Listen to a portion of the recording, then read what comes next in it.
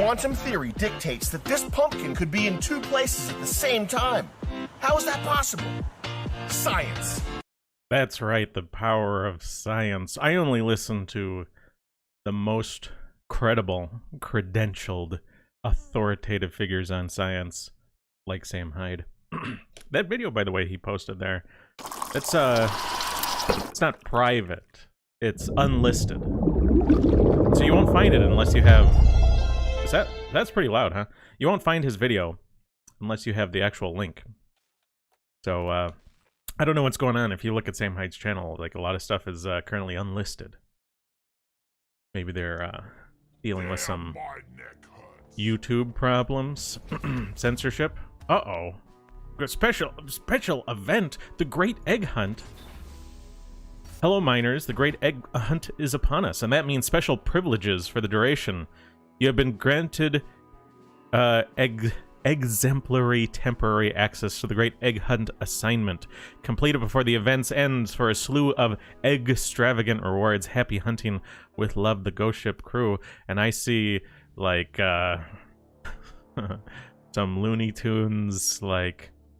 This is something Daffy Duck would wear, right? The fake buck teeth, rabbit nose with the rabbit ears. Here's a eggshell for the egg hunt assignment. Oh, you mean these? Oh God, I hate the egg hunt assignments. I really hate the egg hunt assignments. Oh, here it is. It's this assignment, not the mission type. So the Great Egg Hunt. Earn 15,000 credits, 550 crafting minerals, 20 brewing ingredients, overclock, cosmetic, 2 exquisite hats. So I'm guessing these two. Wow. And of course it's an egg hunt, right? So that's the egg hunt. Is it just gonna be a bunch of egg hunts? Oh my God. I really hate the egg hunts in this game. Oh, and that one's 8. Couldn't it give me one with 4? 6? You had to give me one. There's 2 6s, 2 4s, and 1 8 on the map, and it sends you to the 8. Ugh. Gunk seeds, too. No, I would never do the gunk seeds in that. Spencer, how's it going? Gladius, cool guy. Whoa. Oh, there's an egg with the hat on. Pretty stationary. Another egg. Wow. Well, it is nearly Easter. I'm gonna be visiting some family on Easter. Whoa. Check it out. I'm not doing anything, by the way. I'm just looking down. I can look wherever.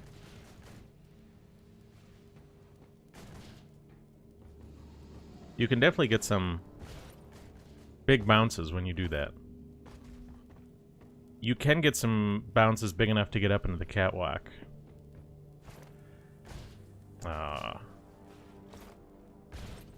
See, that was not anywhere near the catwalk, but it was a lot higher than you could normally jump. You have to kick it with E at the same time you land on it. You can really send yourself flying. Well, I was going to talk a little bit about science today. I saw an article. Let me see if I can bring in my... Where's my window? Not that window. This window. Bam. Oh.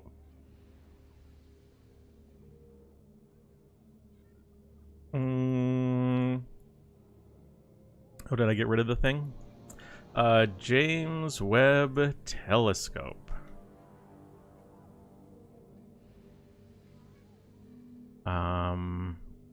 LGBT? What the heck is it? I know the L comes first, because, like, they're the most special.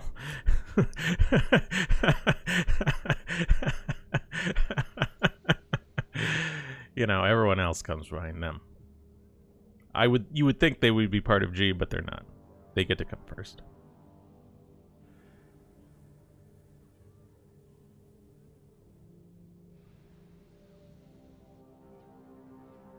Oh, what was that article that I had before?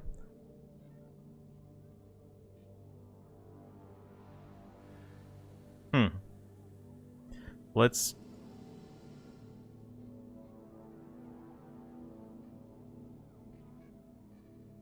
Let me take a look. I know you can't see the thing yet.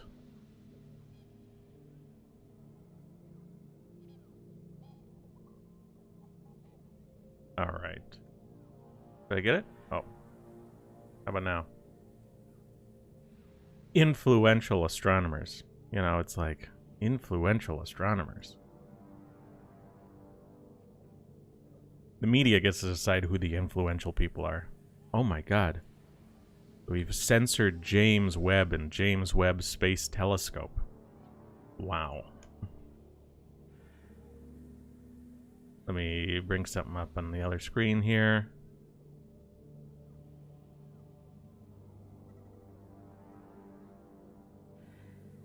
So, I posted something on Twitter saying that the LGBT community or whatever had thrown a huge thing about the James Webb Space Telescope. I want to find the actual article here, and I'm about to find it. Are you ready? Let's see. James Webb Space Telescope.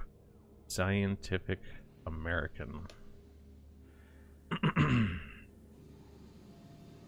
Okay, great. New revelations raise pressure. So when you see, let me see, can I click on this? Nothing happens when I click on the cookie settings.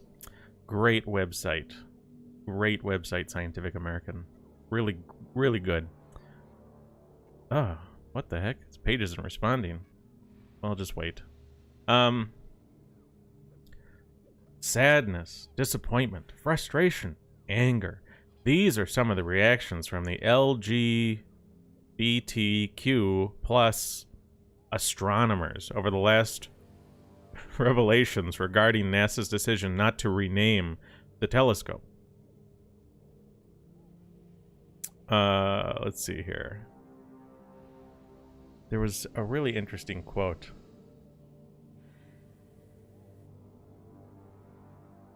I wanted to... Well, let me... Can I control F? No, the thing's not responding, so I can't control F. Let's see here.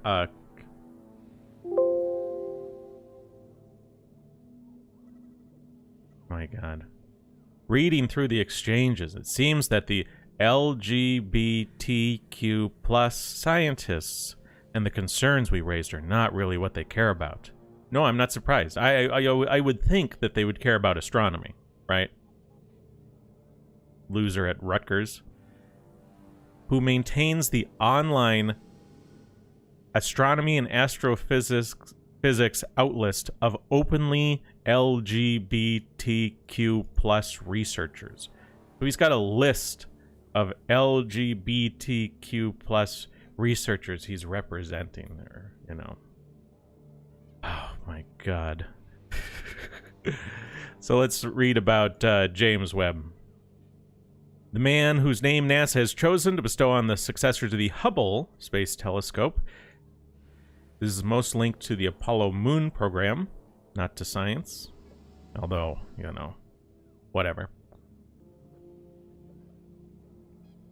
James E. Webb, who ran the fledgling space agency from 1961 to 1968, did more for science than perhaps any other government official, and that is only fitting to the next generation space telescope would be named after him. Webb's record of support for the space science would support those views. Although President John Kennedy had committed the nation to landing a man on the moon before the end of the decade, Webb believed that the space program was more than a political race. He believed that NASA had to strike a balance between human spaceflight and science, because such a combination would serve as a catalyst for strengthening the nation's universities and aerospace industry.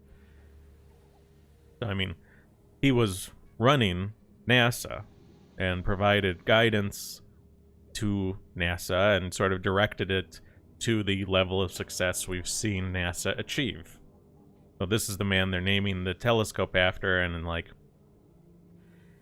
apparently James Webb wasn't a big fan of LGBTQ plus people or something, and now they're like, they want to take his name off the thing, right? And this is all a part of the larger experience we've seen. We can take a look at NPR telling us that it's time to rethink the all-too-white dude walls of honor, right? As in, they're too white and too male, right? All the portraits hanging inside the amphitheater at Brigham and Women's Hospital in Boston, all these pictures were of men, nearly all white. Oh my gosh, could you believe that? There were some non-whites, but they were mostly white, so that's bad. The portraits have since been removed. Portraits have since been... Oh, thank goodness. Thank goodness we were able to rethink, as in erase white men from the wall. If they want to erase white men from this wall, where else do they want to erase white men from?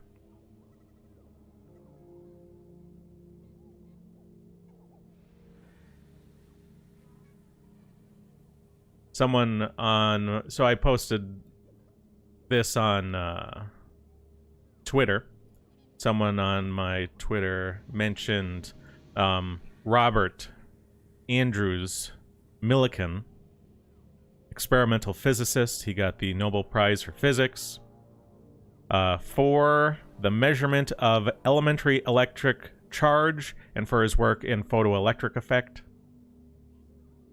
I mean, he did quite a few things. You can see he's got quite a few awards, Comstock, IEEE, right?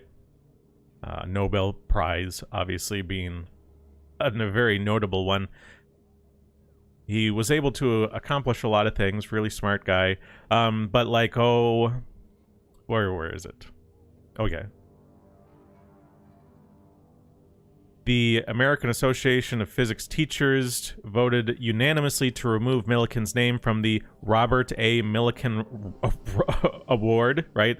Award that was named after him, which honors notable and intellectually creative contributions to the teachings of physics.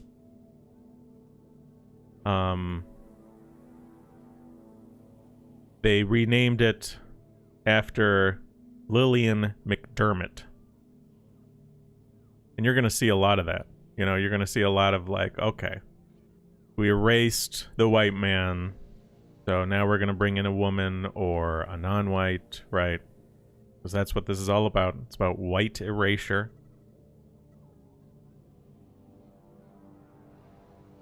Sherman Oaks started the process of renaming their school, which is after him. Long Beach Unified School District established a committee that would examine the need for renaming their high school. Got to rename, because apparently he was associated, or after reviewing Millikan's association with the eugenics movement, the college admissions voted to rename the building after Mary Estevelle Seaver, right? You know, it's interesting. If you think about things in right versus left, you know, the people who are engaged in white erasure today are well, everybody, but the leftists more so are really committed to it. The right is too.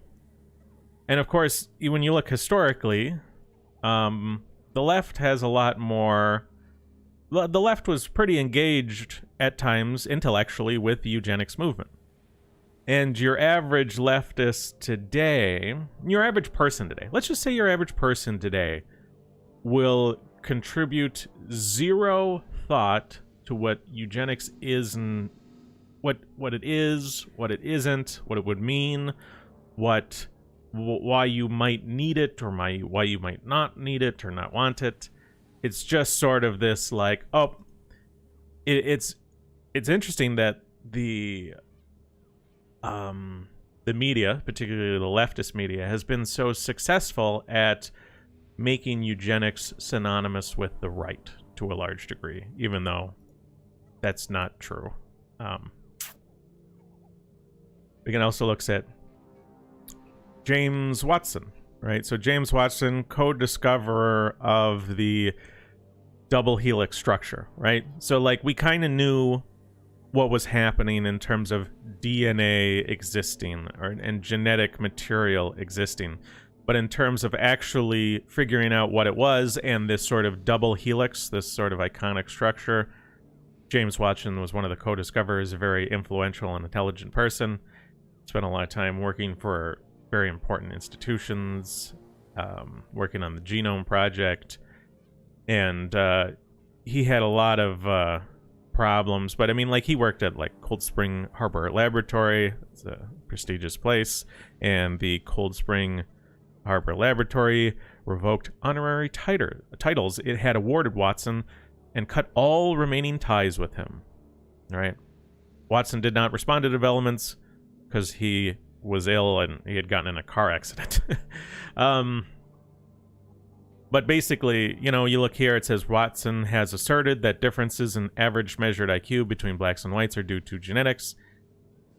And it's interesting that in Wikipedia, you know, you'll talk to some people and they'll be like, listen, there's no measured difference between blacks and whites in IQ. And it's like, even Wikipedia has to acknowledge that there is a measured difference. The argument is about why there's a measured difference. I forget, I should bring up that scientific survey of geneticists, or I think it's of intelligence researchers, scientific survey of intelligence researchers. They didn't ask, is there a gap? Because everyone knows there's a gap. It's a matter of why. That's the conversation. But if you talk to your average, you know, leftist online, your average anti-white online, they'll call themselves an anti-racist or whatever. They'll deny the existence of the measured gap completely. This isn't something I've talked about much because so many people have covered it so well, but science right now is in a little bit of a crisis. Specifically, the replication crisis is a big one. Ongoing methodological crisis in which it has been found that the results of many studies are difficult or impossible to reproduce. The reproducibility of results is an essential part of the scientific method. If you fail to reproduce the results, it undermines the credibility of the theories building on them, and potentially calls into question substantial parts of scientific knowledge. Now, the replication crisis is frequently discussed in relation to psychology and medicine, right? Where considerable efforts have been undertaken to reinvestigate classic results, to determine both their reliability and, if found unreliable, the reason for failure. Data strongly indicate that the other natural and social sciences are affected as well. That being said, I don't think they're equally infected, right? I mean, when it comes to the natural sciences, right? Like physics, like we launch a space telescope like the Space Webb, or the James Webb Space Telescope, like at least the natural sciences that we're using to make that happen have to be pretty good, otherwise your rocket doesn't work. Social sciences has never produced the same sort of positive, undeniable results as some of the natural sciences, right? Like, if your rocket gets into space and you can deploy your space telescope and the mirrors work the way you're expecting, then on some level, your understanding of physics and rocketry, and like insofar as rocketry involves important physics and chemistry, and your mirrors rely on optics and an understanding of photons and light, like all of that is sort of like undeniable proof that you're really on to something good. Now, social scientists who are proposing things about making human relationships better or healthier, you know, where's their big success? You know, where have they deployed anything that's like, oh wow, it's because of this that everyone's happy over here now, or everyone's so much healthier. It's going to be a much harder argument to make that they have anything on the level of success of a lot of the natural sciences, right?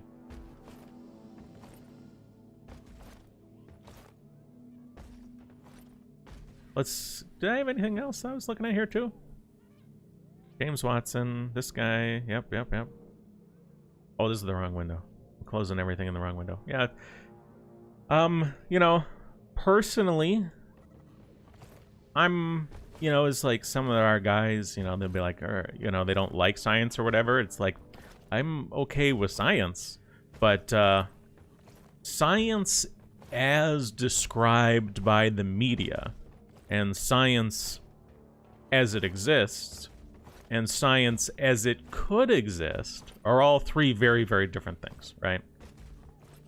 So, like, science in the media's like, you know, there can be a preliminary result on a really small sample size, and it's kind of like not taken seriously by many people in the scientific community, except for if the results aligns with you politically.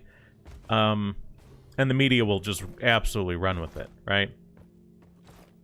I mean, the media is a disaster when it comes to, you know, there could be any study that says, you know, like, oh, the sample size of 5 people found that eggs are bad for you. Oh, and it's going to be everywhere all over the media. I mean, people who are involved with science, in my mind, if you're curious about the world and you actually care about the truth, you really should hate the media. You should, like, look at the media as a corrupting, perverting, distorting force of your work, as you, and mostly uses your work as a tool for manipulation of the general public, right? The fact that there are some people on Twitter or whatever who do some science or are very enthusiastic about science, but seem to not be that skeptical of the media and not frustrated or even as hateful as I might expect them to be of the media, it makes me very skeptical of them as a person. Like, that being said, not totally. This is something I've talked about a little bit on stream before, but definitely like with American and Krogan and stuff. When you have someone, especially like a research scientist, who's very, very involved with one thing. This could also be true for a lot of working men with families, right? Your average guy who, like, busts his butt at his job and goes home and he's got 5 kids or 3 kids or whatever. Like, he's focused on his work and his family. It doesn't have much time for anything else. You're sort of on the spectrum, you know, genetics researcher who is staring at yeast cells all day, really doesn't spend a lot of time thinking about anything else. These sorts of people, if they aren't directly involved with the media, if they aren't directly in thinking or really care about politics, I expect those people to basically default to whatever they consider to be the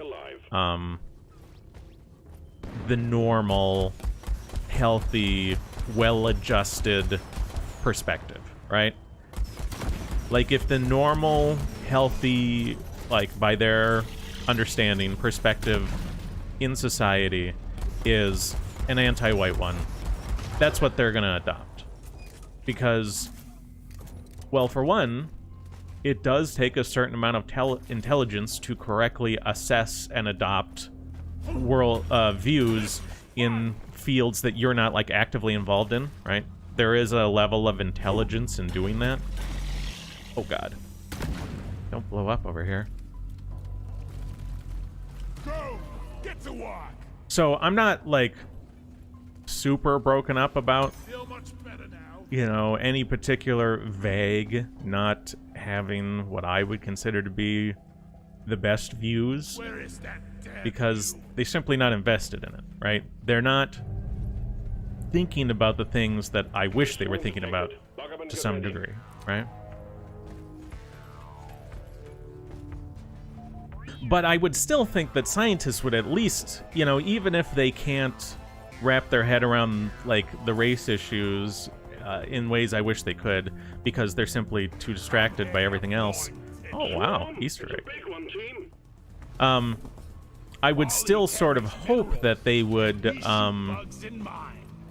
see how science is clearly perverted by the media and start to develop a significant distrust and even animosity towards the media, right?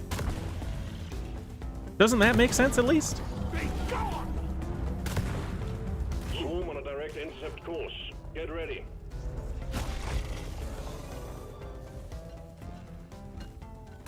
Two swarms. I think I'm only on has 2, so it's like trivially easy. But, you know, I wanted to sort of be able to talk while doing this. It's a lot harder to talk while doing this if you're doing it on has 5. Contact. Lock and load. Egg bad. Light for me, please. Okay. Back up. The stream of incoming enemies is practically eradicated, and you're still alive. Of course I am. Got it. This place is I've got it. I know what I'm doing. Mostly.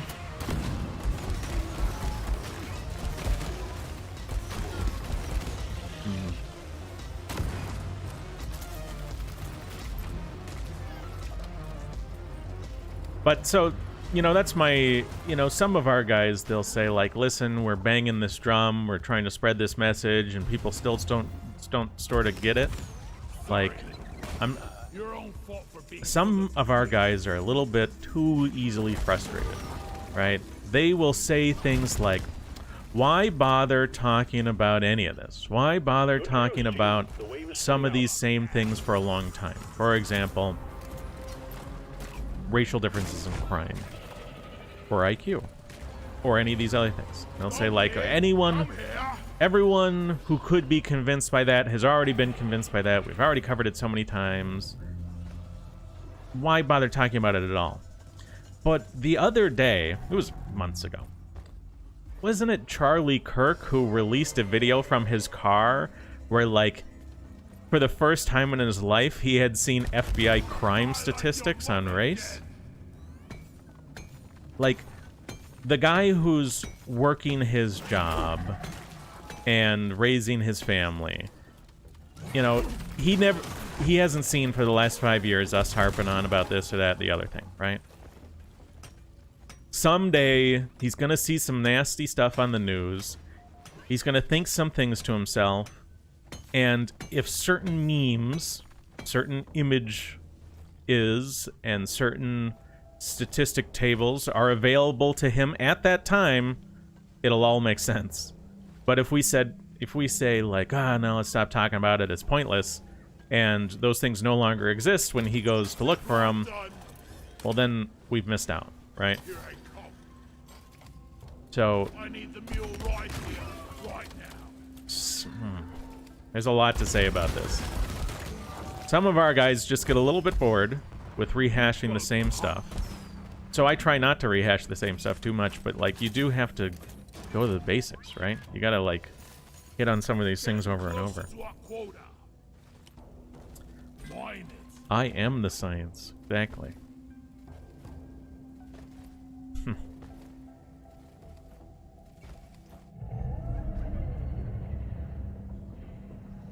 Bosco, come here. So Mr. Gladius says he agrees with Spencer. Science should be nothing more than a tool. I just put up a zip line. It helps to live better, but shouldn't be glorified above God. Loot bug looted. I mean, I think science is great, but so, like, okay, here's what we're talking about. Science in its sort of ideal form, which we probably have something close to in certain realms, right? Or as close as we're gonna get. When you look at, like, the most boring, the most politically, like, apolitical forms of science, science that has very little or no political effect. So there's like not a bunch of interested parties coming in to manipulate it. Can I keep it? Like mathematics and physics and certain parts of like chemistry, right? This part of science is nearly as good as we can make it. Like, yeah, like maybe there's some things and like blah blah blah, we got some problems, but it's like pretty darn good. It's working pretty well. It's, generally speaking, it's helping, right?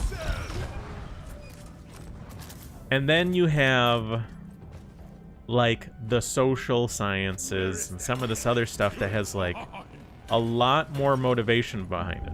You can look at medicine and pharmaceuticals, which can have a lot of financial incentives, right? That people might want to take advantage of. And then you can have things like sociology or whatever, and there can be a lot of sort of like things that people want to find to be true in terms of organizing society in the way that they feel is best, that matters to them. And this is like really crap. It's really crap science. And, you know, even look at, well, and there's other reasons for problems too. You know, we've talked about the nutritional sciences before being not super great for a couple reasons. One, there's a lot of feelings about how society should be organized, and like, you know, people would be shocked if they really learned how much Seventh-day Adventists have invested in nutritional research.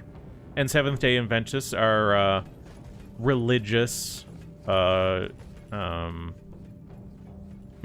religious vegetarians or vegans, right? They're like, they think God wants us to have their diet, and they actively help shape the research landscape around nutritional science. Does that matter? I think it probably kind of matters a little bit, right?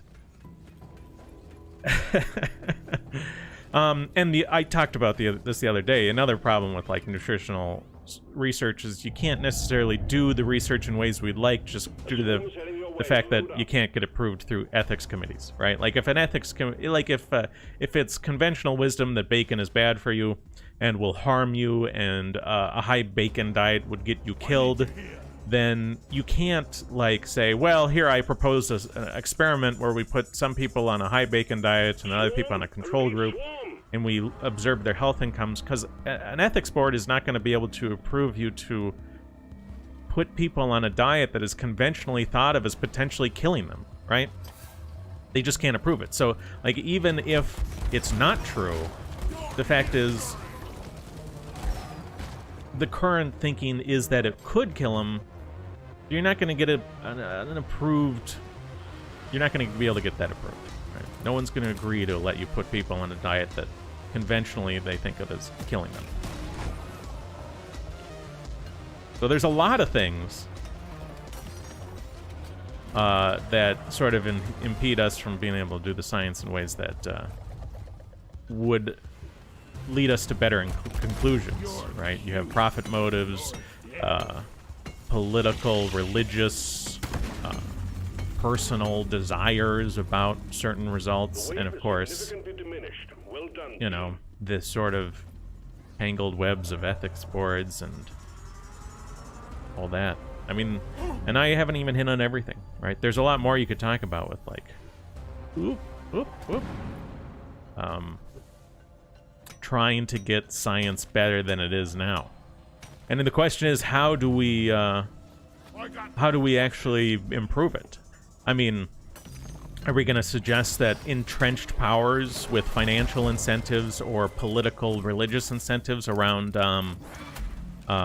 certain scientific results, those people are going to be removed from the scientific process and community?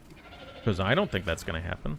They already have some amount of control. They're already, you know, like, they are in some of the positions that would decide who gets removed, right? Like if you were to say, okay, well, let's take some of the trusted scientists currently in place and get them to figure out who should not be allowed in, well, they're going to keep themselves in and allow competitors with them out, right? Drop pod en route. Hang in there.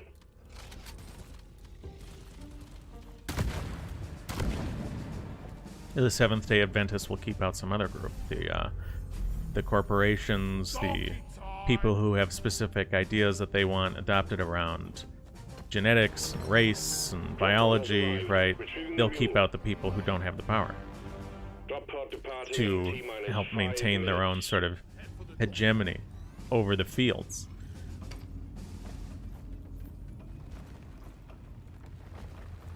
Babushka says another aspect of how science has been co-opted is the grant and funding system, right?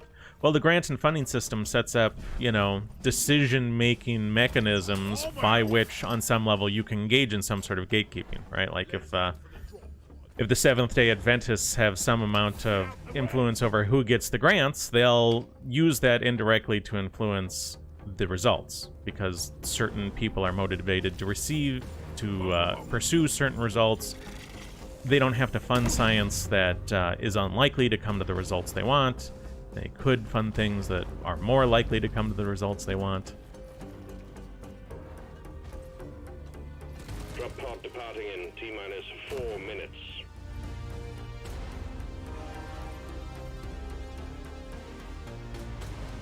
Pika says, bring back human experimentation. I mean,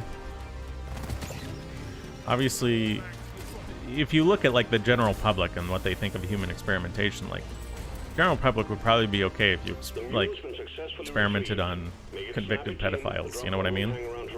Like, if you're like, hey, well, we need to find something about cheering people from, like, severe hypothermia, so we're going to do it on these convicted pedophiles. Like, the general public might be sort of, like, okay with that.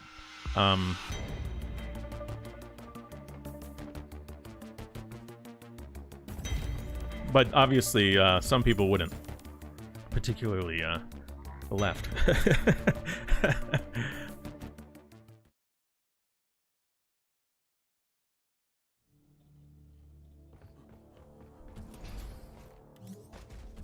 Oh my god, it's all gonna be these egg hunts. Good job.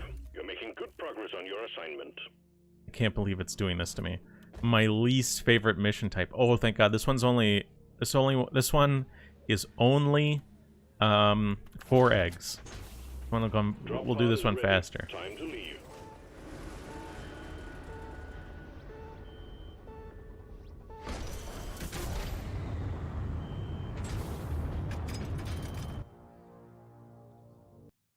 Yeah, the only problem is if you start... right now, if political prisoners were human experimented on, that would mean, like, just guys who showed up to the January 6th protest, you know, patriots who got, like, goaded into entering the Capitol building by federal agents, right? That's who... that would be the people being experimented on right now. Time, team. Alien eggs. The company wants them. Don't ask why. Find them, stow them in Molly, and return. Simple. There's a lot of Apoca Bloom here. I could go for it, but, whoops. Threw a bunch of my flares all at once. Where are these eggs? They're all that way, huh? I wonder. I do have a zip line. Ready for this? I'm gonna dig through the wall here.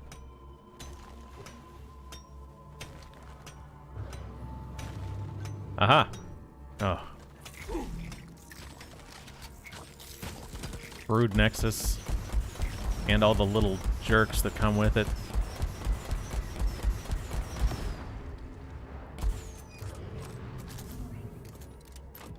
Alright, too steep. Zip line up. Nice. Took out a loot box. Wow. Interesting room here. Grab this and that. Okay. I only need 4 of these things. I could just get on with it. They're mostly in this room, too. Oh my god, it's the boss. There's a boss in here. I don't actually have much reason to do the boss because I've already finished my battle pass thing. Oh gosh. Where is that? Oh, there it is. Those acid spitters are scary. I'll beat your record this time. Just watch me. Help me mind. Grab that one. So there's 2 more in this room. There's a bunch of these Apocabloom in this room. Might be able to get this whole secondary nearly done. Oh my gosh. More. Where's this? Okay, that's the same thing as the other. Come here. Where the hell? Oh, there it is. The egg went through the rocks. How do I keep forgetting my buttons? Alright. There's an egg. There's a loot bug. There's an acid spitter.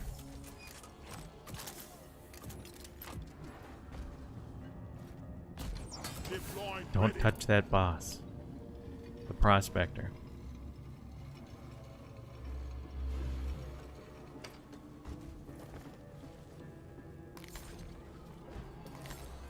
Okay, let's take a look. Okay, there's one more in this room. Right there. Oh, and there's this. Okay, let's take a look how I get to this last egg. Interesting. Might be easiest to go back through my zip line. Time to earn your paycheck, team. Got a doozy of a swarm on the way. No, I don't want a swarm. Mr. Gladius says, it's incredible how they keep updating this game. The developers really care about their community. Yeah. I mean, I think there's a lot of good things you could say about them. I think the best things you could say about them is they definitely made a fun game. And they made a game that has none of the egregious sort of reward systems that are meant to addict you to loot boxes. So you'll put in some ridiculous amount of money into trying to get some extra special skin. Every time they release a big update, I believe they do release a skin pack, and it's just a few bucks and you get every skin, right? It's like, okay, here's your special skin for financially supporting us for like $7 or something. And if they come up with an update like that a few times a year, you know, it's like, yeah, like if you keep playing this game after a year or two, every 3 or 4 months, you might be able to toss them a couple dollars.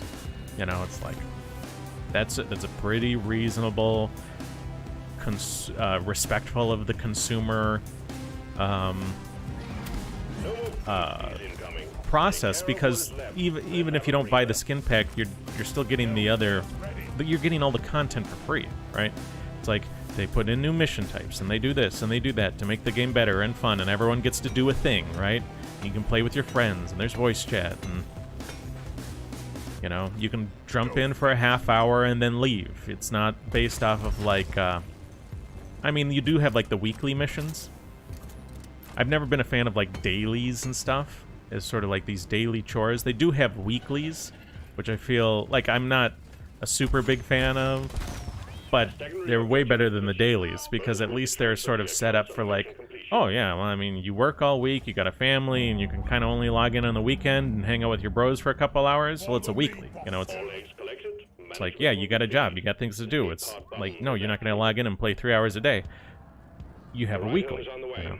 It'll give you like an objective to pursue when you log in with your bros, and if you all have the same assignments, you'll actually all get the benefits from the same mission. So it's not like, oh, one bro has to do this, and then you have to help the other bro with this, and now it's like an all-day affair to do all your assignments. It's like, no. It's the same assignment for all of you. So, like, log in with your bros and do it. Drop You know, pod it gives you departing something to do. in T-minus 5 minutes. Bam. So it's down there, huh? Luckily, I got my thingy. Huh. Not ready. Flares recharging. Zip line ready. Rock and stone to the bone. Good job, Bosco. Go, go, go. Drop pod What the? escalating forever. Well, probably just faster go this way. Shield. Oh, Molly's not here yet.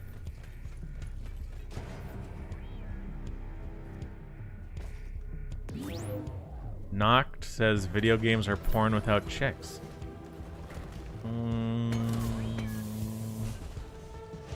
I feel like you're describing gay porn. Isn't gay porn porn without chicks? The mule is secured. Initiating launch sequence. Deep Rock Galactic thanks you for your good work. Drop pod will leave with or without you. Mr. Gladius likes the color schemes in this game. Yeah, well, the different regions that you go to, you know, they're all very different. They have really interesting feels. Some of the older regions are a little bit more sparse, and some of the newer regions are a little bit more detailed and interesting. I still like all of them. And I wonder if they might not... Because I actually really like playing in the sand-blasted corridor. But obviously compared to, like, the dense biozone, there's, like, a lot less going on in the sand-blasted corridor. I like what's going on there, but there is less. Job done. Keep at it. Pika says, well, we were talking about this earlier. The LGBT. I mean, if the L's not G, if G doesn't include L, and they're their own special thing, and they gotta come first, right? LGBT. Then that's not what we're talking about.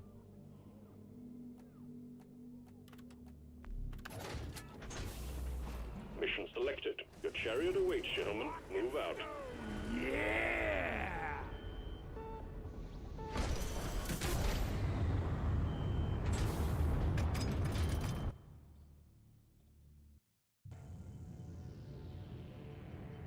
Well.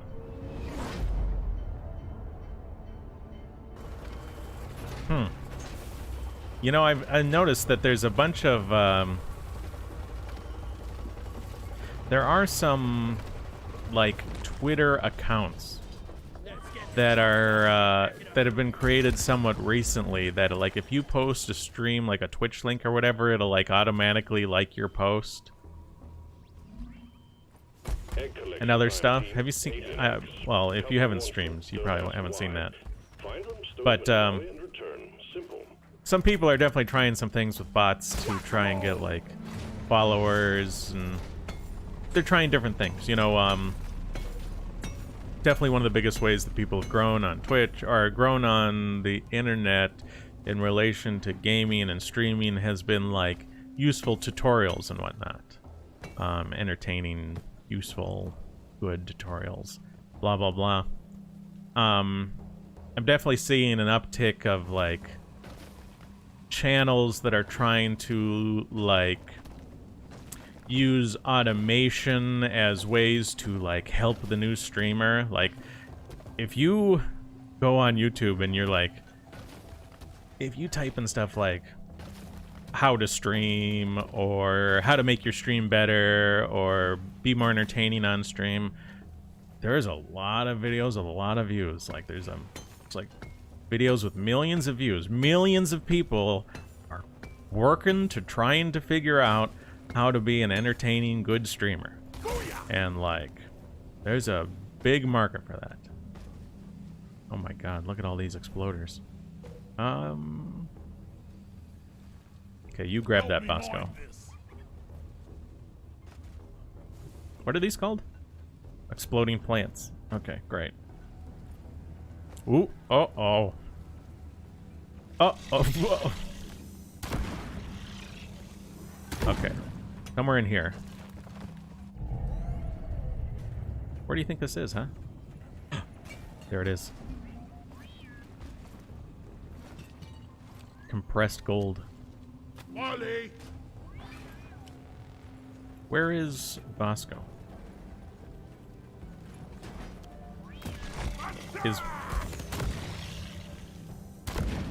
Where is Bosco? There you are. Got the Easter egg. Come here! So, I don't know if it'll say we're rich when I click on this. I'm pretty sure it won't. It'll just tell Bosco to pick it up. Grab it! Yeah. Yay. Rock on! Good job, Bosco. We got the compressed gold. As you can see, that was nearly 200 gold. Ugh. I'm not liking this cave system. Okay, Bosco. Bosco, mine it! Mind that. I'm gonna go this way.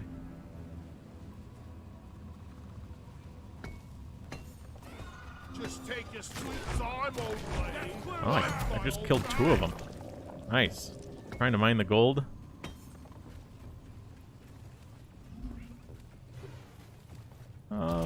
Here we go. Got a zip line ready here. Yeah, Bosco. Oh, there's a hole up there. Oh my god, the boss is here too.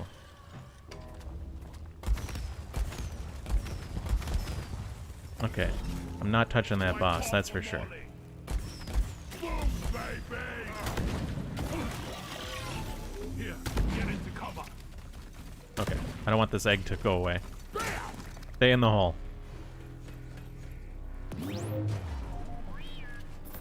Whoop.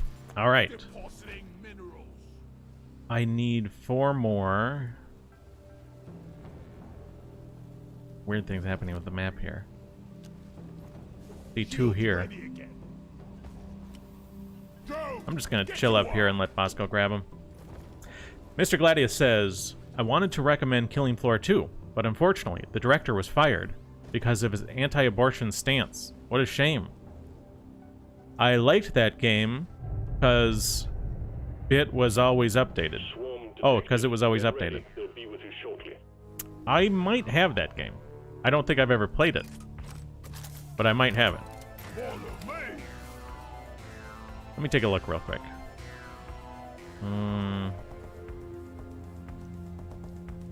Oh, I can't click on that way. Swarm, they're here. I have Killing Floor 2. Someone gave it to me at some point. Like, it was on sale and an especially good deal or something, and someone gave it to me. We never got around to playing it, so it would have been purchased back when that guy was probably still working there as director.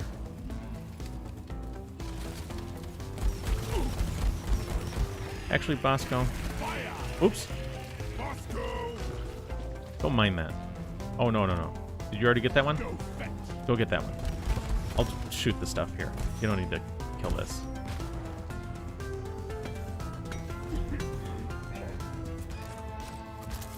I haven't played either of them, so... Shoot to kill. Prepare to fight for your life. A big swarm is approaching. Oh, good.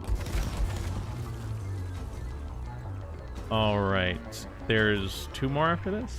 Come here. I do like that the bugs get caught up in the goop here. I see there's a Jadis here. Why don't you grab that, Bosco, since we're here. Combat positions. Mr. Gladius says Killing Floor 2 is... Uh-oh. Compressor. Is less family-friendly than Deep Rock. But it is very cathartic and funny. Yeah, well, maybe I'll look into playing it. Bosco?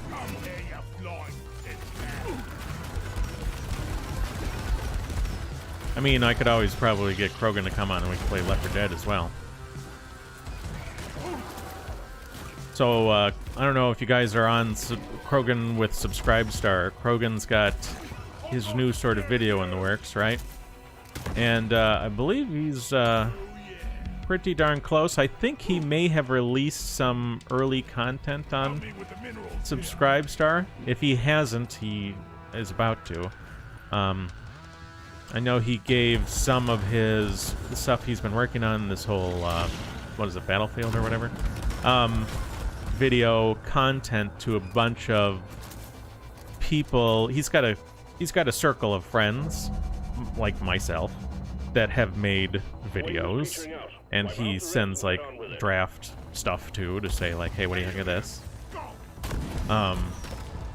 So if you're not on Krogan's subscribe star, either there's going to be new content on there or new content very soon, because he's going to be working through the revisions before his final release of that big video, and that is a big video. I mean, I have spent like, so Krogan has been with me reviewing old newspaper archives for hours.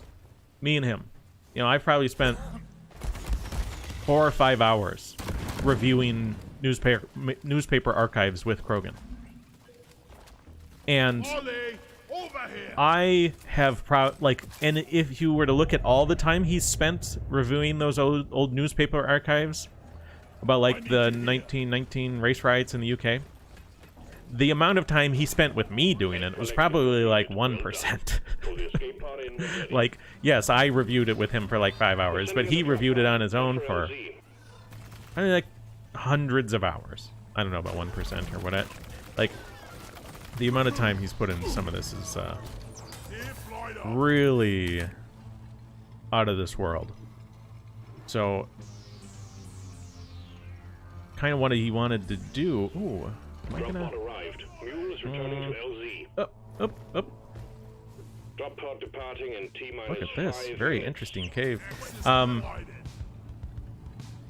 mean, what you're gonna see a lot in his most recent videos, he took the time to review multiple like thesis papers and scholarly historical works, and is using them to is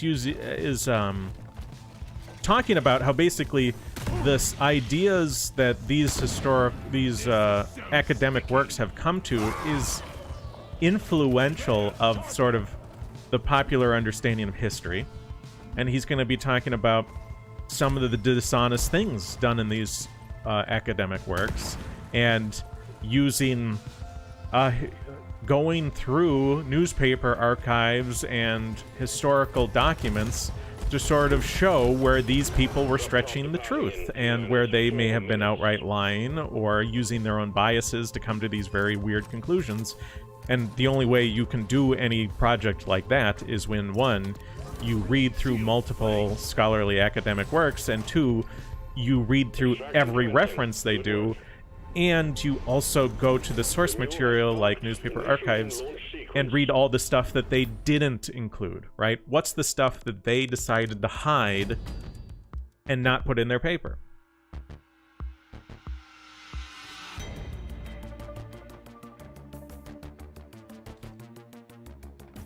I mean,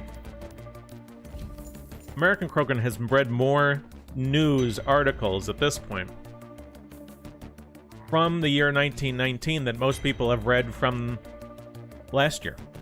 Right? Mr. Gladius says, I fear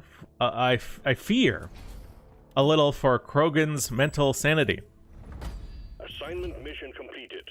You're performing well. I don't want to see him go mad or black-pilled. He gets a little black-pilled.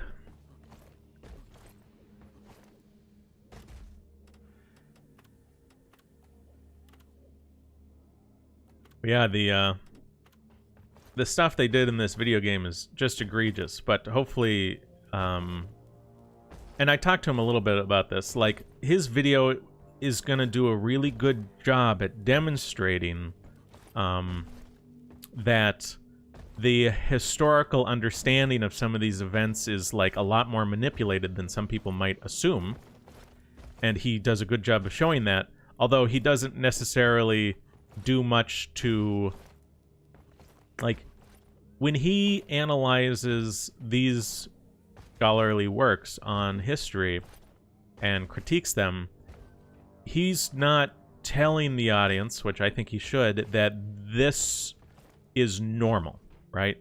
That these aren't he's not picking a few off-the-wall works. He's not bringing, like, the worst, most easily attacked works. He's bringing normal, influential works. Right? Because that's what... If anyone's gonna dismiss his stuff and say, like, well, you know, most of history's really not that manipulated, I think what they'll suggest or assume is that he's just bringing up crackpot things, and I think he needs to do... I'd like to see him in his video add something a little more to just at least suggest that the things he's critiquing is common in scholarly, academic, historical work, right? Like, work on history. So... Yeah, anyway, regardless of what he just... Like, when I provide feedback, I have no expectation that, like, anyone takes it. You know, I know there's a lot of people, they get it can be somewhat annoying to ask for feedback because, you know, someone's gonna get real butthurt if you don't take their feedback exactly the way you want it, right? Or they want it, right? Like, they're gonna give you a piece of advice. You've all seen that, those jokes and those memes, like, why are you asking me for advice when you're not even gonna follow my advice? It's like, well, there's sometimes some good reasons for that. So when I provide feedback to anyone on their material, like American Krogan, I generally do it without an expectation that they will necessarily follow it to the letter, or follow it at all, or follow it to the way that I thought they should do it. You know, I just provide it and I let it go. You know, it's like, either you do it or you don't. Gave you my 2 cents. Make the decision if you think it's valuable. I kind of stopped him in the middle of his thing over here, but... Uh-oh. I hear Betsy. Can you hear that? You might not be able to hear that. That's really quiet. It's a wow, wow, wow. Oh. There's a thing in the other room. Okay. Bosco? Come here.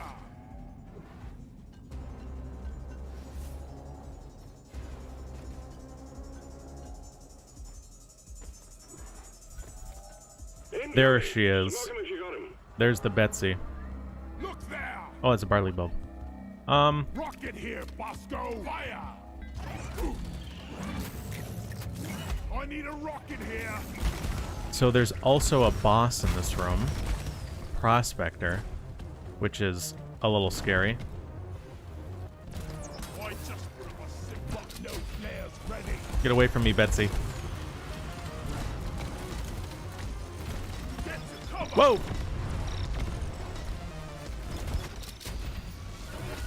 Betsy's not as scary on Hazard 2.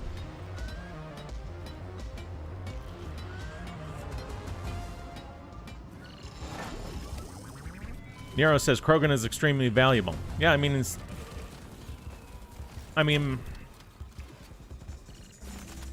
he's criticizing, he's providing a critical eye on scholarly work, and has put in just as much effort, if not more effort, into his criticism than those people put into their work, right? The wave is almost dealt with. Dispatch whatever's left. Help me mind this. You know, obviously, you know, So long, suckers. who else in our sphere is doing that, right? Who else is taking lies about influential figures and events like the 1919 race riots in the UK, and who is turning a critical eye to the anti-white narratives by actually engaging in an incredible amount of historical research? I mean, who else is doing that? You know, no one. So, Bosco, come here.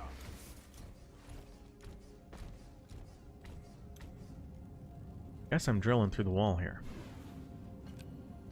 Go, get to one. And this is interesting.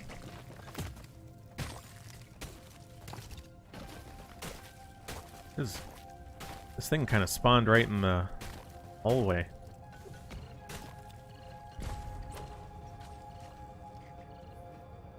Flares. Recharge. I don't think I'm gonna get these Hulu caps. I think I'm done looking for them. It's a little bit harder to see these Easter eggs than it is to see the regular alien eggs.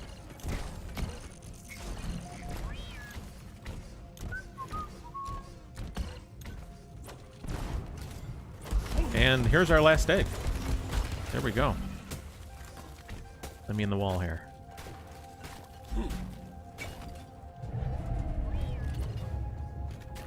All eggs collected. Management will be pleased. Oh, thank you, Bosco. Is activated. Yeah! Rock and stone! Good job, Bosco. All right. Smooth as always, team. Drop pod is on the way. Oh no, it's one of these things. Menaces. Menaces are quite a menace. From me, Bug. Yeah, I guess I'll just go back towards the starting room. Did I see the new ER video? No. It got a 250,000 views in 24 hours? Wow. Drop pod And his channel hasn't uploaded in 2 years. Wow. Oh no. There's some weird... I guess it would have been faster if I had gone the other way, but instead I'm gonna I'm gonna dig right through the wall here. 1, 2, 1, 2, 1, 2. Am I close? I gotta be close, right? Okay, right through here. Bosco, you're in the way. Haha! I'm out. The mule is secured. Initiating launch sequence. Deep Rock Galactic thanks you for your good work. Drop pod will leave with or without you. Good work. We're pulling you back in. Mr. Gladius says, question for Embargo in the chat. If you had the money for creating a game, what would you make? That's hard to say. I really, I feel like the possibilities are really endless if you can make your game fun. I mean, I've talked about this before, but like a lot of I have some old videos that none of you will ever see about like world building analysis and RPGs and MMOs. Well done. You know, I do like that sort of thing, although those can be really significant time sinks that I might not want a lot of people engaging in, like the massive time sinks. Although massive time sinks that reinforce certain ideas tend to reinforce those ideas really well. You know what I mean? Like if you could make a game that was like a big phenomenon, or like World of Warcraft, where like lots and lots and lots of people played it, and you had certain messaging in that game, that would push the pile, so to speak. For you non-Americans, let me bring up a thing here. Not that. You'll see my screen in a second. I know you can't see it yet.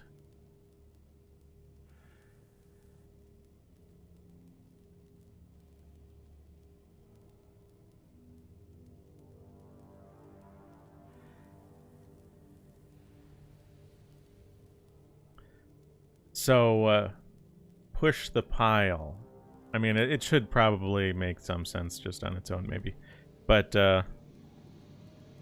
in football, not like that. In football... Oh! You still can't see the screen. Okay, there we go. In football, you might have the two teams... This is maybe not a great example because you got way more of one team than the other. They'll come up and they'll hit each other at the line, right? And it's sort of like a reverse tug of war, but instead of pushing, or instead of pulling, you're pushing, right? So like the two teams are colliding. So you'll see two teams collide. There'll be like 5 guys on one side, 5 guys on the other, and they'll sort of like hit each other and then they're stuck, right? One side's pushing as hard as they can, the other side's pushing as hard as they can, and no one's moving until that extra guy comes in and the whole pile starts to move, right? So the idea between me making the content that I make on my YouTube channel, you know, it's not to try and outdo, you know, Jared Taylor or whoever, because I can't outdo what they've done. but it's simply to sort of be like, well, here's, you know, Jared Taylor is the huge big guy, and he's really, really pushing hard, and he's got all these people against him, and then, like, me, the little guy, comes in to just try and put a little extra effort in and see if we can push the pile, right?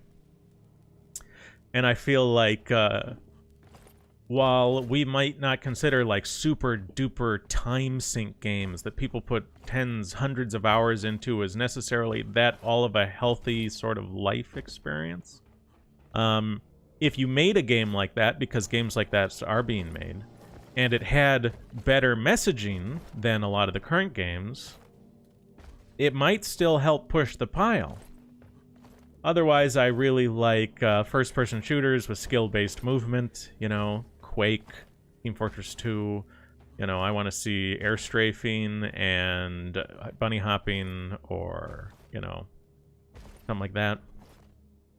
Even, what's that one game that so I have a game on my watch list. So you can check this out on Steam if you want. It's, what is this again?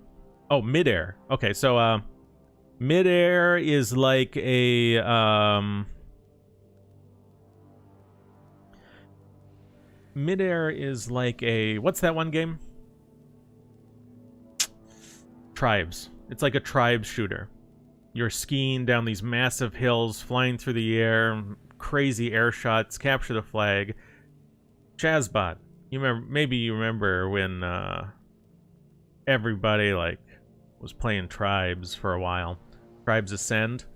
Well, Midair Community Edition is supposedly going to come out later this year on Steam. And I think it's supposed to be free to play. So I'm probably going to do some streams in Midair when it comes out later this year and hit it up. Why don't we just... Oops. Okay, let me see if I can just bring some stuff up.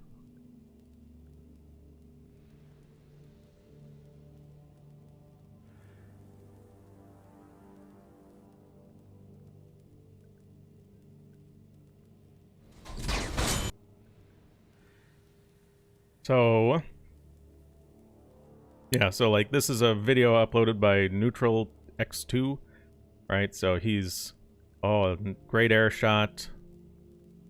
Vroom. Oh, another great air shot. Like, this guy's killing it. So this is the capture the flag mode. I think he's at his own base here. He's chasing down a flag capturer, right? Calculating. Oh, miss. Oh, bam! Get that flag. They're about to maybe score or something. He returns his flag, or, you know, whatever. Yeah, this sort of game. So that's so this is Midair. This is a 2018 video. I think Midair was abandoned by the developer or something. I'm not sure what happened. I think you can still download it, but I think it's kind of dead. Midair Community Edition sort of being picked up by the community to continue the project or something. I don't know much about the project. I simply saw that it was a thing, thought to myself, that looks cool, I'll add it to my watch list, and I'm, like, crossing my fingers that later this year we'll have some fun on it. Right?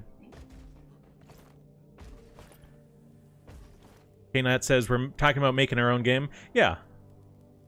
I mean, in terms of, like, the gameplay I like a lot of skill-based movement first-person shooters like Midair and Quake and Team Fortress 2.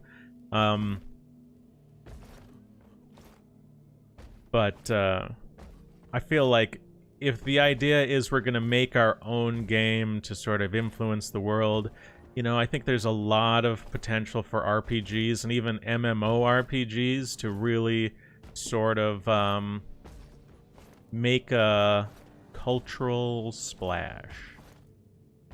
More so than, like, Midair. I mean, Midair could be really fun, and it would be great to see, like, if the community's picking up this project, it'd be great to see them, like, receive a huge success or whatever, and, like, pros playing it and having fun on their weekend or whatever.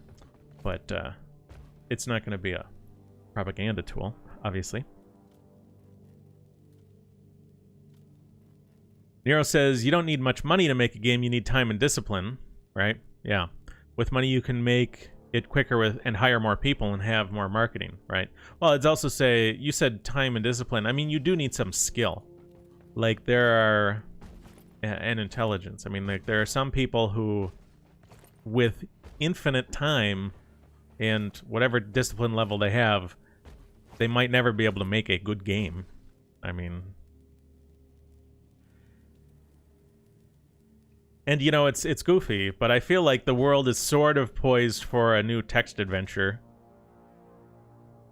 And, you know, you've seen the rise of visual novels in the West, and I feel like visual novel, text adventure-esque, or like a visual novel with a text parser, RPG, like, this has more potential than people think. I mean, if you look at a game, what was that one? Cypher? Cypher, text, adventure. So this, if you look at a game like Cypher, which is a text adventure, and you were to combine this sort of, oh gosh, this text parser, text adventure with more visual novel elements, and make it a little bit, you know, like text adventures tend to be fairly interactive and inventive, and to bring that with the more sort of polish and mainstream appeal of a visual novel, I feel like there's like a place for that. I've been feeling that for years, and I remember when Cypher came out, and I'm like, uh-oh, this could be the start of something big if people really wanted to go with it. And I don't think much has come out after Cypher, so I feel like they haven't gone where they could go, but it's still a possibility. Nero says, did you see the fan art I made?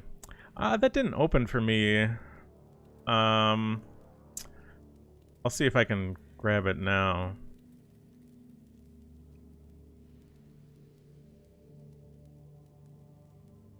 Oh, I'll check. So it doesn't open on my phone where I look at most of my emails. I'll try it on the desktop later. Pika says, RPGs with traditionalist and right-wing themes? Cool. Yeah, I think it could be really engaging and fun. If you look at some of the cyberpunk games that have come out recently, like what we talked about, Krogan and I, at the beginning of the Deus Ex Human Revolution stream, like when he was on my streams early when we were streaming that, you know, we were talking about how sort of like there are various aspects to like transhumanism being unable to be a tool against the ruling elite, and a lot of these sort of modern dystopia RPGs don't really explore that. You know, on some of that's because of their left-wing worldview, and they simply can't approach some of those issues in the same way we would.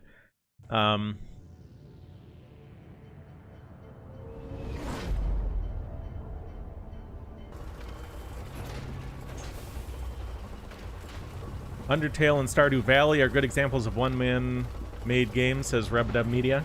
Yeah. Let's get the job done and get back in a hurry. Well, and Toho.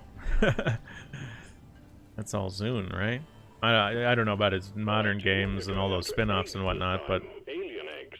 Can't miss them. They're big and they glow. Get another the eggs, prospector. Sir and Molly, and get back alive.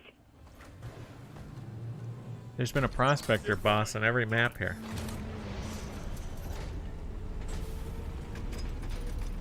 KNat says we can easily make good-looking isometric RPGs. I mean, easily is a... At the end of the day, it'd be really great if we... more, like, yes, it has to have good messaging. But most important, it does need to be fun, right? No fun, no game. It needs to be fun at its core. Contact. Lock and load. So,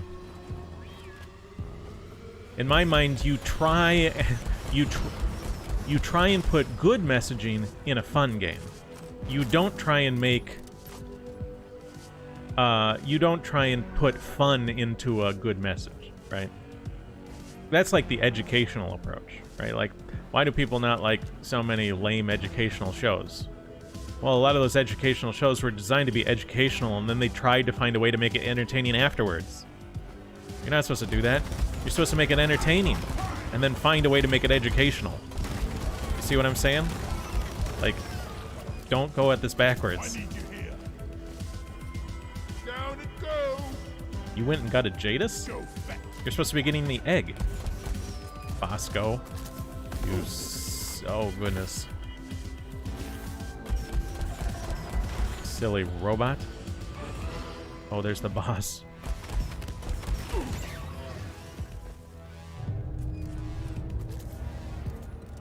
Did I click on a Jadis instead of an egg? I mean, the Jadis do glow, so I was probably distracted. Like, ooh, glowy light. Go get that. Go get shiny thing. I'm like a crow. Scanner showed the wave is thinning out. Get me that Check out shiny the rest right of away. the Oh, missed. Give me that egg. Whoa. Ooh. Did you hear that? That's what it sounds like when you're able to kill like 6 of them at once with your melee.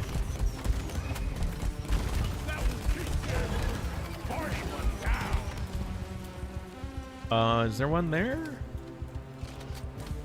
Where the heck? One up there. Go. Get the wine.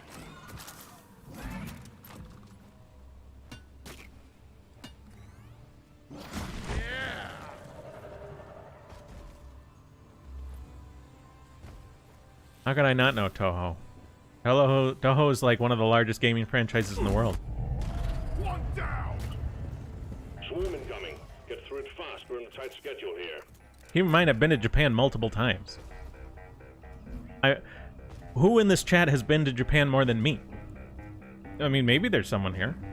I'm just saying that, like, yeah, I probably know more about various some Japanese IPs, unless like you're a big fan of it, right? Like I know One Piece exists. I know it's a manga, later turned into an anime. I know it's got like 1 billion episodes or whatever. I haven't watched any of it, but you know, if you're surprised that I know it exists, then the last time before I went to Japan to sort of practice my Japanese and sort of pick up my Japanese ear was I watched Beautiful Rain, which is like a drama television show. It's a tearjerker, right? There's definitely some of those sort of tearjerker drama styles. Beautiful Rain is about like a single father raising his daughter, and he's like suffering early onset Alzheimer's, and is like he tries to like cover it up and not tell the people around him, and like he's working at a machine shop and starting to like struggle, and yeah, it's uh-oh, nearly jumped myself off the edge there. Hostiles are backing down. Finish them. But the reason I chose Beautiful Rain to watch before I went to Japan last time is because, you know, like, my Japanese isn't very good, right? So it helps, like, if the writing is good, and one of the main characters is a child, like that little girl being raised by the father, or single father, then her dialogue, the child's dialogue, and all of the characters when speaking to the child, or even when the child's in the room, will often be simplified, right? The dialogue, you know, shorter sentences. You know, like, they're speaking to a kid. They might not be quite as technical. Like, when the doctor explains the father's early onset Alzheimer's to the child, he's not going to be explaining it. He might explain it in a way that where I could actually pick up something rather than just like very complicated. And by making it more intelligible to me, it was certainly a lot more interesting. And easier to watch. And you could pick things up in it, you know?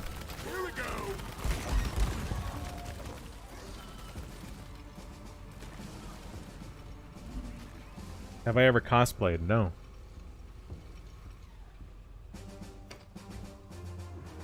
I always thought it'd be really cool, though, if I could really get in shape and dress up as for Halloween as like Duke Nukem. I always thought that'd be cool.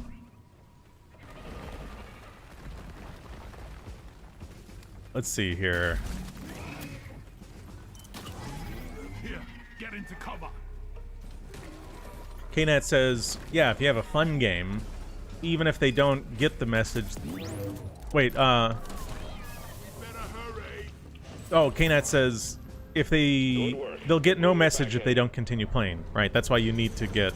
That's why your game has to be fun first, and then good messaging second. KNAT says, on something related, if you developed a platform, but only people opposed to anti-wedgism are allowed on it, how would you vet people wanting to join the platform? What platform? You talking about like a social media platform, or I don't know what the platform is in this case.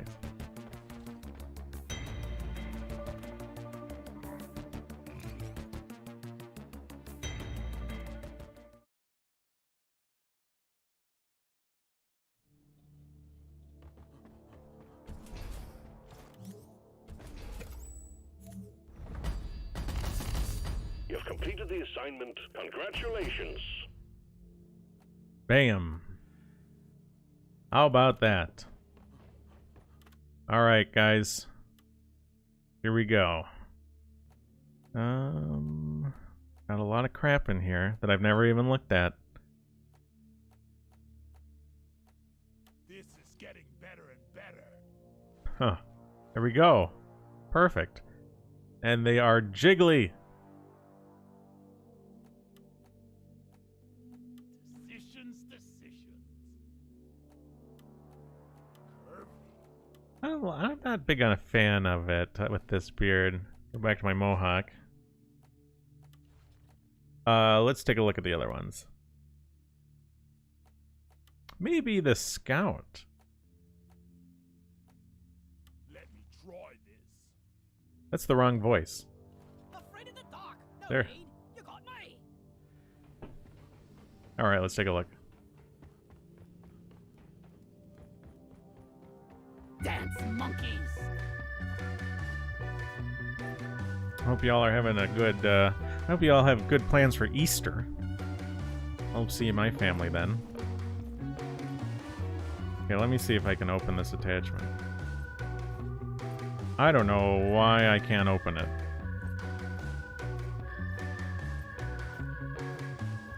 Alright, give me a second. So, who is this? Nero? Everybody, please be patient. I'm going to find this image that Nero has created for me. If it's not ridiculous, I might even share it on stream, but first I have to look at it before I make any promises about showing you.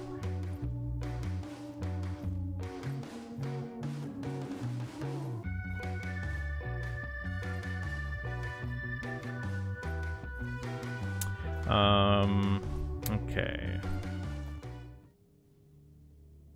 I'll turn the music back on and keep going. Yeah, that's nice. Orders from management. Stop Wow. dancing and get to Now it. that's some dancing right there.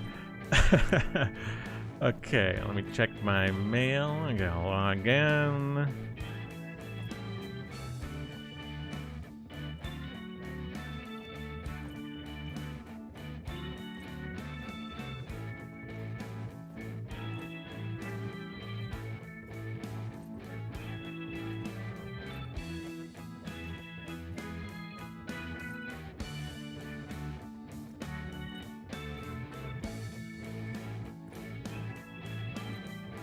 Oh. Okay. Interesting. Yeah, I suppose I could share this on stream. That's a pretty good job there. That looks pretty convincing. I like that. Wow, Nero. Good job. I'll show you guys. So, you guys will understand this only if you watch my Wednesday stream, right? Wednesday, we I streamed what's it called? Life is Strange episode 1. I'll start the dancing again so you have something to look at while I Bang your heads at this. Okay. Mirror image. Press OK. Browse. Should be under downloads. Yep, that's it. Boing. There it is. Max obviously being the big intellectual and Fargo fan, and Chloe being the big American Krogan fan. That's pretty good. Can I post this on Twitter? Put it next to my dwarf rocking out.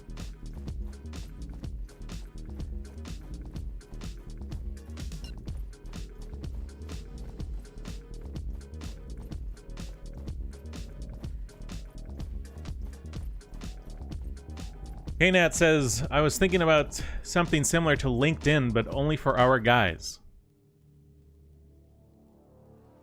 The hope being we start to network and put our skills together for projects such as video games. I don't... Who's there? That woman who owns the website White Date. She also has a job finding platform. I don't know if anyone's using that. Could you just use that?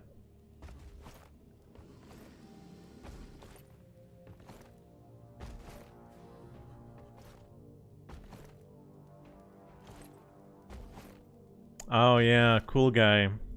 Let me bring that up.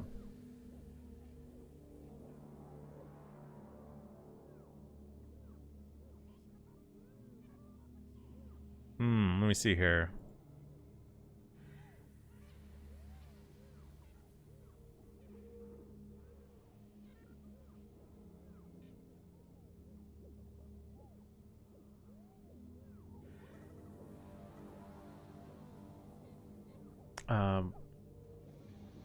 Let me see here. Apollo missions?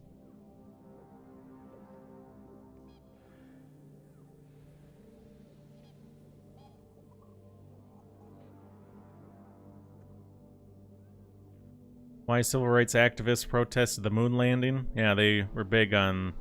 They said, Whitey's on the moon, right? And I talked about this in one of my videos. Talked about how biospatial differences, like a lot of Make America Great Again folks, you know, they'll look back to the 1960s and they'll see that a lot of things were healthier back then in terms of marriage rates, divorce rates, you know, less kids from broken homes. Obviously, we weren't dealing with some of the problems we are today with like fentanyl and opioids and like painkiller addiction. You know, there's a lot to like about the 1960s, and they'll say like, you know, a lot of these Make America Great Again folks, they sort of imagine the 1960s a time of unity. You know, in their mostly white town, they remember the black family and like everyone kind of got along, and they don't understand. They're sort of a, geez, what is this? They're sort of they're glossing over all of the differences between the groups and all the conflict that used to exist, including the riots, the race riots and stuff.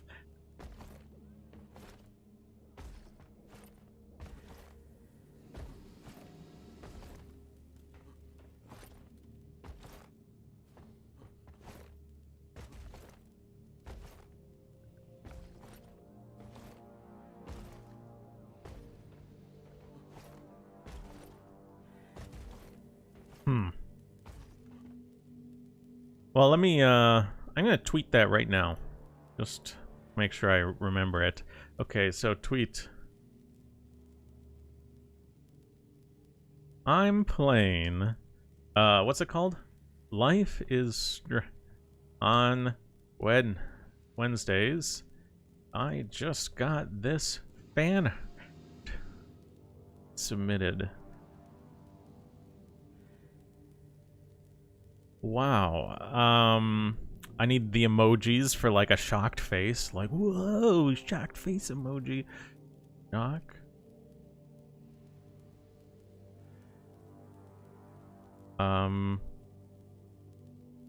Then we'll put this on here. And we will tag American Krogan. And myself. Done.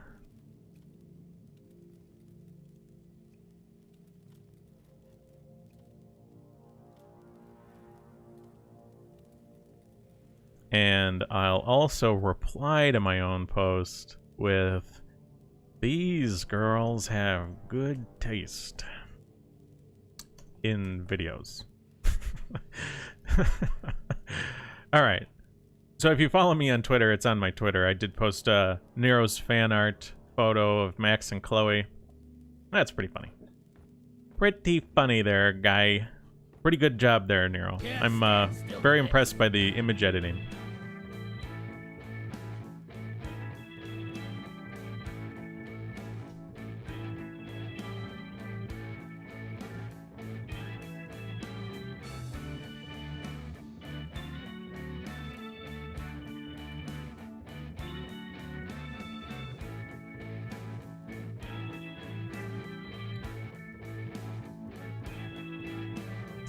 Cool Guy says, I can't account for why I want to watch you play Life is Strange. Well, it was funny. I mean, how often, where else are you going to see one of our guys going through such a weird, embarrassing game?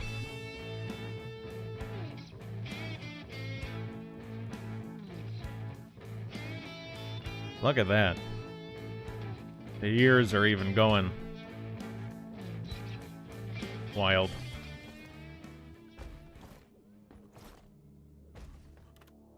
I might go back to the Mohawk, though.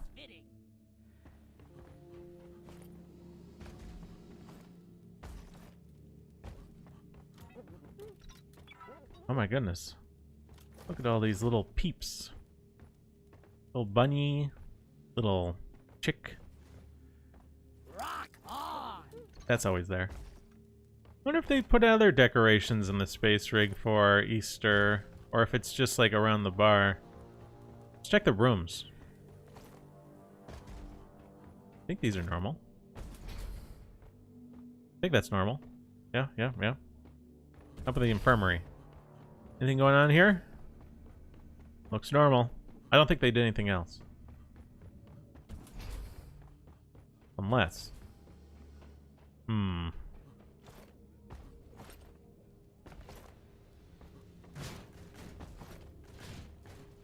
Nero says, I got the game models, posed them, and changed the texture of their shirts. Oh, that's why it looks so good. I thought you actually edited those like a photo.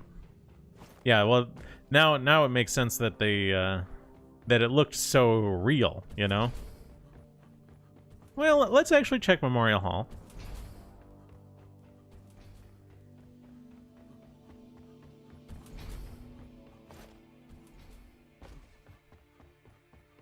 Not seeing anything different here. Nothing's changed for Easter.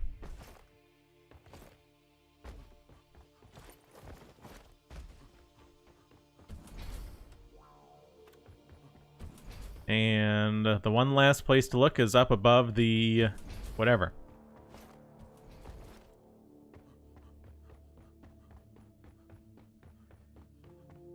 Up above the space rig. The drop pod.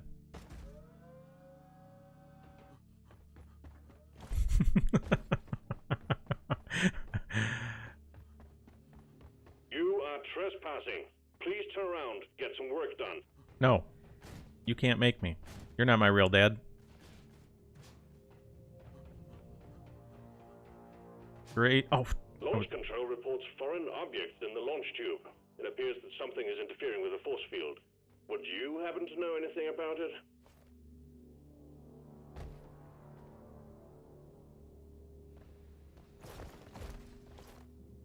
Well. I think I have time for one more here. Now that I got the egg thing done, my god, I hate the egg collection missions, and we went through an assignment today that was only egg collection missions. Never doing that again. Yikes. Next Easter, I'm not doing that. I could do this. We'll put it on hazard 3. We'll do it on driller. This is the frozen place though, right? We'll stick with the corrosive sledge pump. What's the mission? Ooh. Tunnel rat beer? I might actually need this.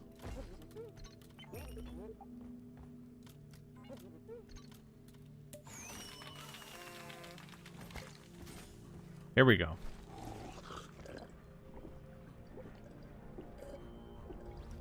That's the stuff. Like that! Rock and stone! I wonder how long before Krogan sees that image.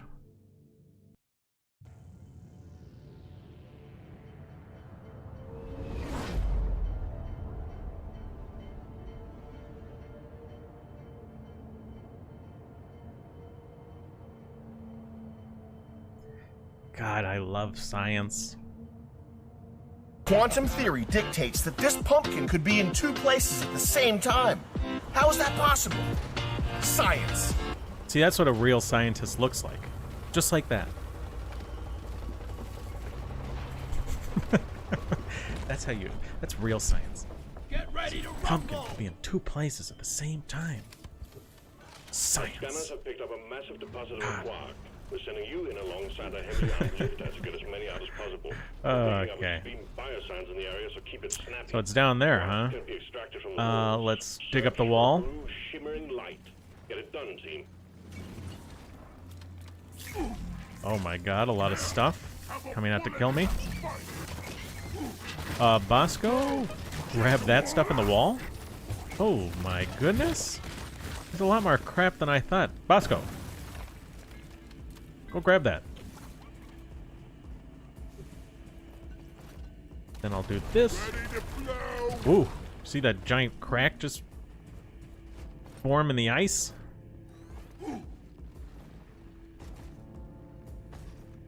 Anything over here? Giant drop off to nothing? I can actually get... Well, I can get anywhere I want, really. Damn flares could need an upgrade. See if I can dig up here. Explosive It's in there somewhere. spikes. Let's throw that down right there. Pick that off. Oh, I actually have this on. I forgot about that. Oh, come on, you. Ooh, one more. Boom.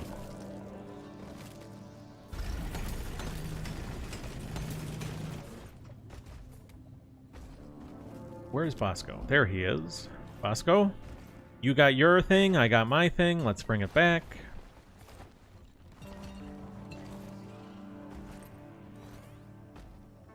You guys talking about gross stuff in the chat?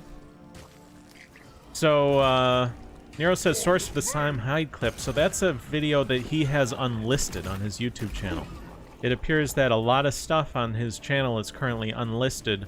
I'm not sure if there's some sort of copyright strike or censorship happening or what's going on, but Grab it. something that might not be good might be going on. So I grabbed a clip from that, since you're not going to be able to see it on his official channel unless you have the link. Right? If you have the link, you can go see it on his official channel, but if you don't have the link, then it's not listed, right? Bosco, come here. But it's like Sam Hyde explains quantum theory in 17 seconds. There are mirrors of it. You can find the original, like re-uploads of it. I have Oh my god. I don't even see any on the walls over here. I do see one on the ground over here, one that I knocked down earlier. But yeah, so I guarantee if you type in... I mean, I showed you like half of the video just now, by the way. It's like Sam Hyde explains quantum theory in 17 seconds. And I showed you like an 8-second clip. so I mean, you've seen most of it. It's in the hole.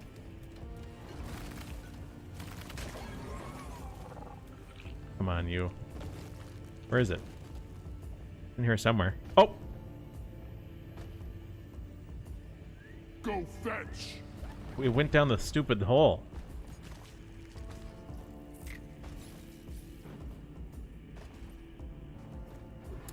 Alright, well, I didn't need to throw that flare.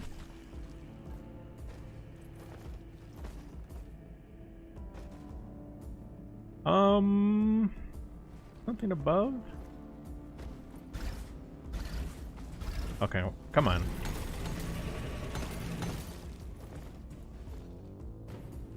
Huh. This cave sucks. Let's get up here. All the way this time. Here we go. Here's one. So Bosco's got one. Here's one. Only need one more after this. Smoke him if you got him. And I'm not gonna get nitro. We're just gonna be done soon. Come here, you blind pit man. Once I find one more, we're done. We're getting out of here.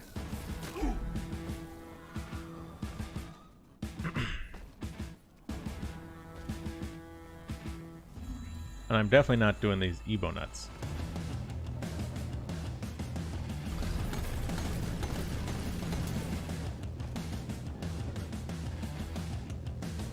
Help me with the minerals.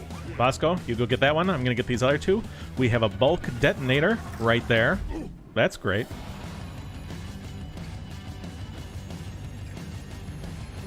Oh, and a bunch of jellyfish. I hate the jellyfish. And they're on. That's all you got, you slippery shit. 1, 2. Bosco's got the third. Feel free to hurry up, Bosco. We do have a bulk detonator with us. That guy's missing. He really has to kill. Put a bunch of stuff down. Bosco is 90 meters away. A little bit further away than I'd like. Meanwhile, this thing is 11 meters away. A little bit closer than I'd like. But with the corrosive sludge pump, anything can be handled. Bosco, my god. You are so slow. Not as slow as this guy. But slow. Look at this. He can do nothing. So if you don't know, as you get more people in your party, not only do like the bugs hit harder or whatever, they also move faster. Oh, look at that. Dropped the icicle on him. Bam! For the kill. Come here. And Well let's done, get the heck Chief out of Number here. 1. Hit the launch controls to return the minehead. We'll We don't send need it no to escape stinking pod. nitra.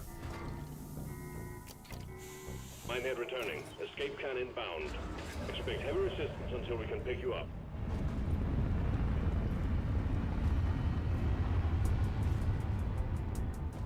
Yeah, I thought that Life is Strange fan art is kind of good.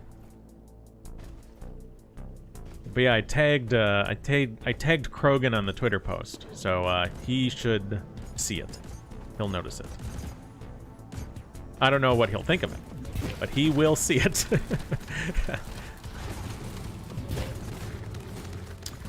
I told Krogan was saying he might show up to one of those Life is Strange streams, and I said like, you know, it's great. It'd be great if you come.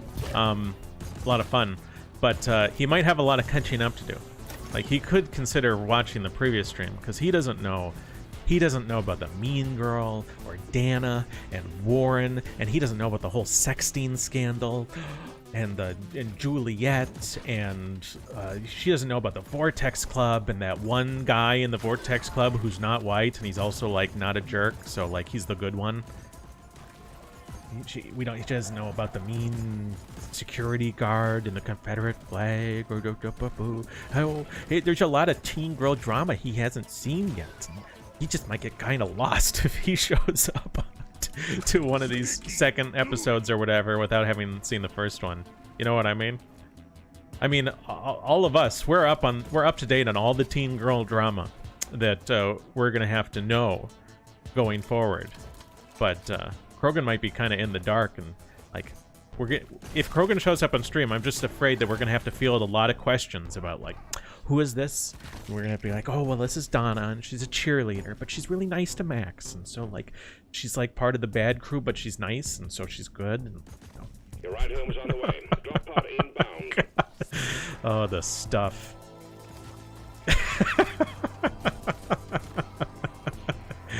Oh man, life is a little strange now that I think about it.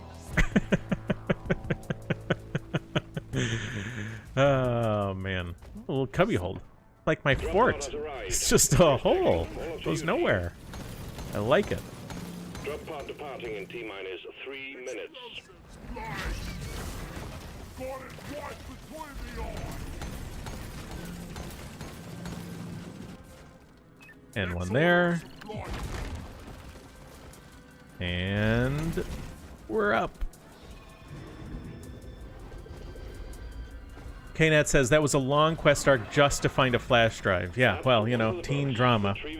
I don't know why I didn't just, you know, roll back time before Dana got locked in her room and go and get the flash drive. Like, that's what a man would have done. Like, I'll just turn back time before this stupid teen drama and get my flash drive. But, like, no.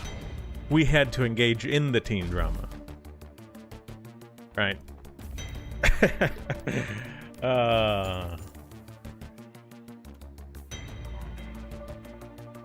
Mr. Gladius says, can you believe that a friend of mine bought Life is Strange and even liked it? Is your friend a girl? Is your friend a young girl? Is your friend a young girl of, like, Assignment mission completed. normal intelligence to middling intelligence? Because if so, yes, I believe it. If you say he's, like, really intelligent guy, now I'm shocked. You say he's a dumb guy, not that shocked.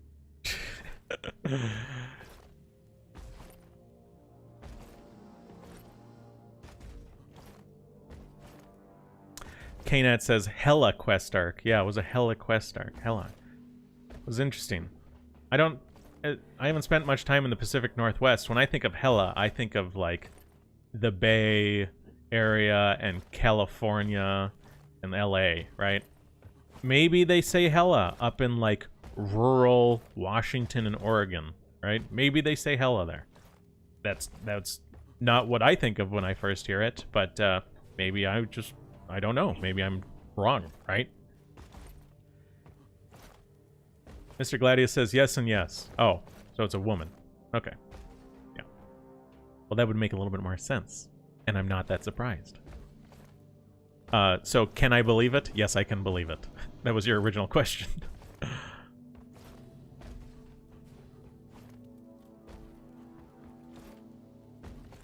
I don't know if...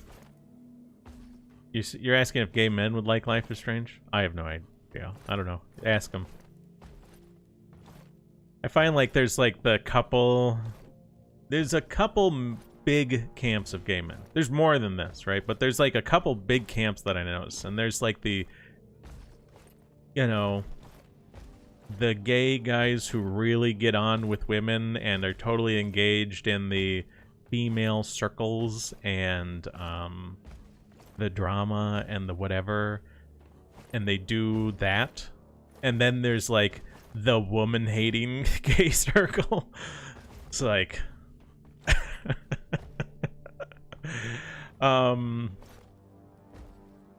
you may have seen a film about black aliens that come to visit Earth that is popular with a lot of gay men. That one. What's that one? Woman? Let's see if I can bring that up. When a man falls out of... Oops.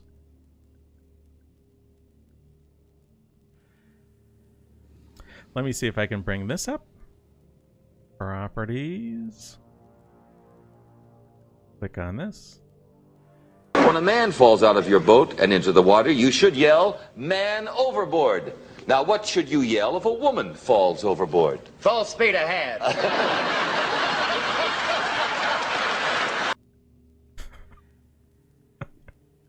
You get some of... There's like a... You know... With gay men... I think there's a lot in the... yeah, life after death. Something like that. With a lot of gay men... You do get those two big camps forming. There's other gay men who are more indifferent, but you do get the gay guys who are really sort of like women hating. And yes, the black aliens from outer space movie. I'm sure some of you guys have seen it. I enjoyed that one. Like a lot of straight guys were shown that movie about the black space aliens by gay men. So, anyway. Mr. Gladius says, Life is Strange is a girls' games. It probably sold a lot thanks to them. I think it did sell a lot, and it definitely won a ton of awards. And you gotta remember, when Life is Strange, the original first came out, the company that was making it, Don't Nod or whatever, was going around to publishers trying to find a publisher. After that game came out and the success it had, they never had that problem again, because publishers were banging down their door. And then that's, I think after that, Square Enix became the publisher or bought them or something. Pika says that, yes. Yes, that's the movie.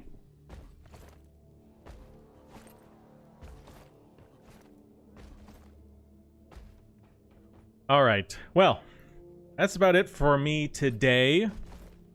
Tomorrow, I'm thinking Deep Rock Galactic. I could maybe switch it up. We could maybe play Left 4 Dead, but remember, Sunday's the day where I generally invite you guys to come play with me if you want, right? And I know a number of you have purchased Deep Rock Galactic. You know, we could look at some other games too, like Left 4 Dead, but I do like the Sundays as being the, hey, let's play together games.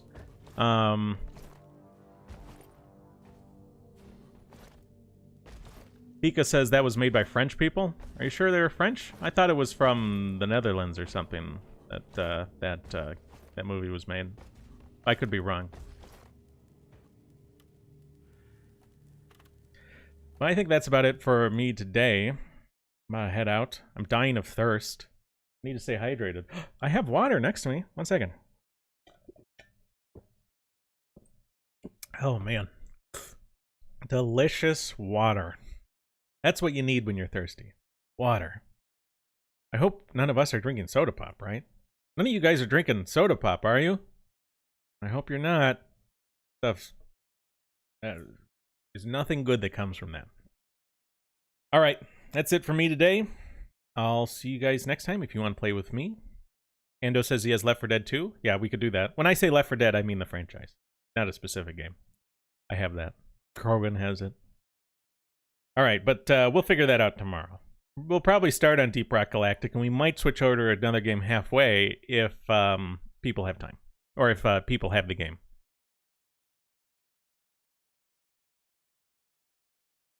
That would be a very interesting plot point, Victorian. Something tells me that that's not part of what... That's not what happens in the game.